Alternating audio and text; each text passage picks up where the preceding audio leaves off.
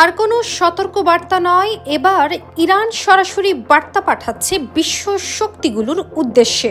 আর তা হলো, ইরান এখন অশান্ত নয়, বরং আগের চেয়েও বেশি প্রস্তুত। মার্কিন হামলার পরও দেশটি ভেঙে পড়েনি, বরং সংগঠিত হচ্ছে, দৃঢ় হচ্ছে আর প্রতিরোধের সংজ্ঞা নতুন করে লিখছে। তাই তো ইরানের সেনা ও কূটনৈতিক নেতৃত্ব এখন এক সুরে বলছে, তারা যুদ্ধ চায় না, কিন্তু প্রতিরোধের জন্য সম্পূর্ণ প্রস্তুত।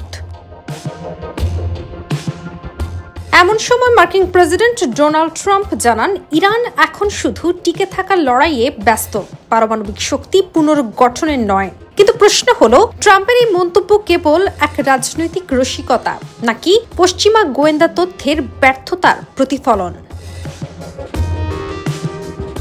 তেহরানের সামরিক একাডেমির আকাশে তখন বাজছে জাতীয় সঙ্গীত। নতুন প্রজন্মের অফিসারদের উদ্দেশ্যে দাঁড়িয়ে কথা বলছেন ইরানের সশস্ত্র বাহিনীর প্রধান major general Abdur Rahim Musavi. তার কণ্ঠে ছিল না যুদ্ধের হুমকি, বরং ছিল এক গভীর বার্তা।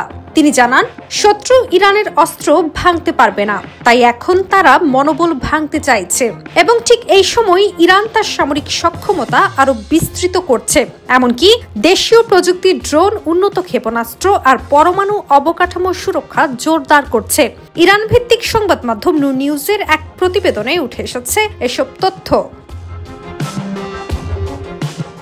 অন্যদিকে ওয়াশিংটন থেকে এসেছে এক ভিন্ন সুর। ডোনাল্ড ট্রাম্প সংবাদ মাধ্যমকে জানান, ইরান এখনো বেঁচে থাকার চেষ্টা করছে, তারা পারমাণবিক প্রোগ্রামে মনোযোগ দেবে না। কিন্তু বিশ্লেষকরা বলছেন, ট্রাম্পের এই মন্তব্য ইঙ্গিত করছে এক গভীর আতঙ্কের দিকে।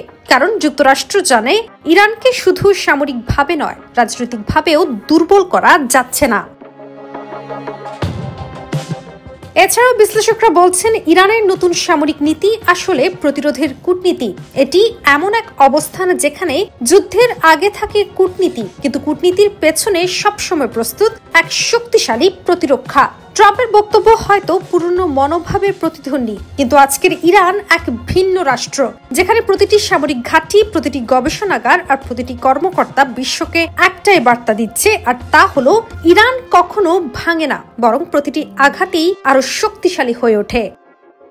কাজী অহনা, নিউজ 24।